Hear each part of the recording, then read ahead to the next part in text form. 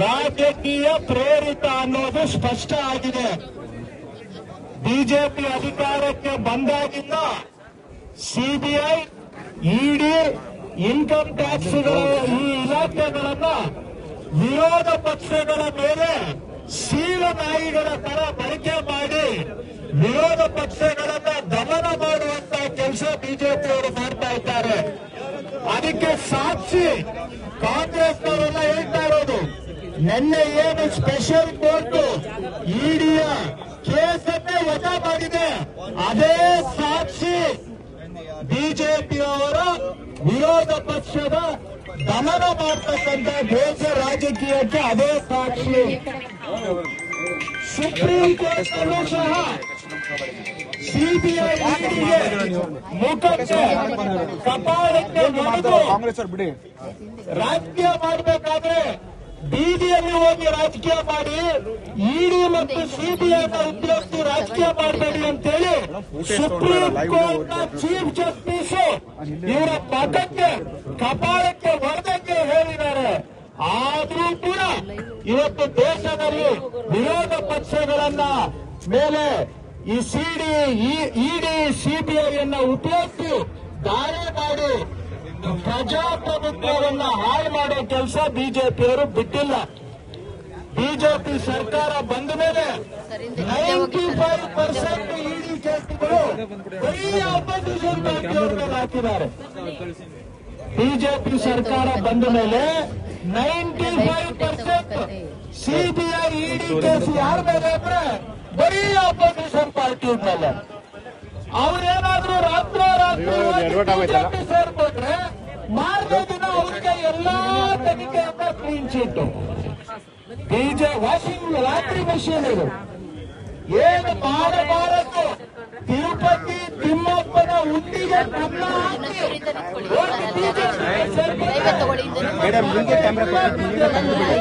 ವಿನಾಯಿತಿ ಮಾಡ್ತಾರೆ laundry machine.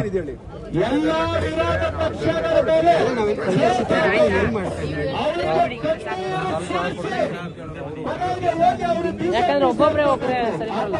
Party ಬಿಟ್ಟು ಇಷ್ಟೇ ಬಿಜೆಪಿಯವರು ಇವತ್ತು ಮಾಡ್ತಾ ಇರತಕ್ಕಂತ ಕೆಲಸ.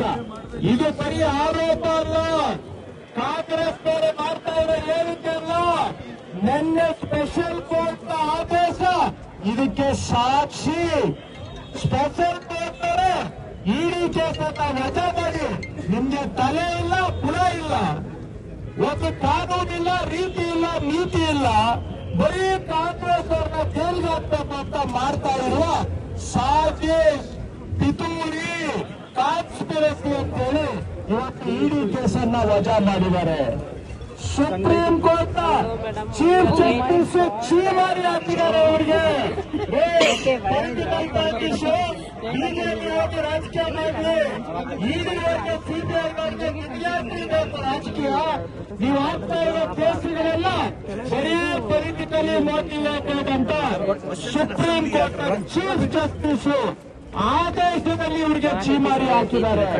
ಹಾಗಾಗಿ ಇವತ್ತು ನಾವು ಹೋರಾಟ ಮಾಡ್ತಾ ಇರೋದು ಬರೀ ಗಾಂಧಿ ಕುಟುಂಬಕ್ಕಾಗಿ ಅಲ್ಲ.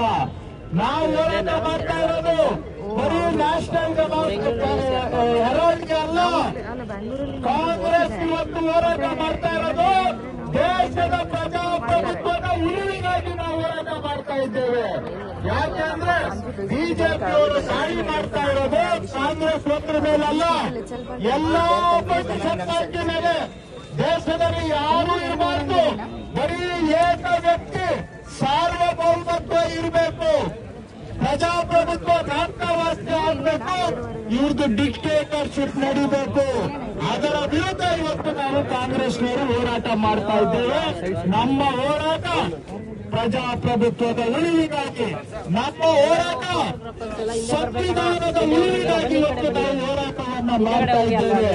ಕ್ಯಾಮರಾಮನ್ಸ್ ಹತ್ರ ಹೋಗಿಲ್ಲ ಎಲ್ಲ ಸರ್, ಹಿಂದೆ ಬಂದ್ಬಿಡಿ ಸರ್, ಹಿಂದೆ ಬನ್ನಿ ಸರ್, ಜಾಗ ಬ್ರಿಟಿಷರ ಕುಂದಿಗೆ ಎದುರಲಿಲ್ಲ ಕಾಂಗ್ರೆಸ್, ಜೈಲಿಗೆ ಎದುರಲಿಲ್ಲ ಕಾಂಗ್ರೆಸ್.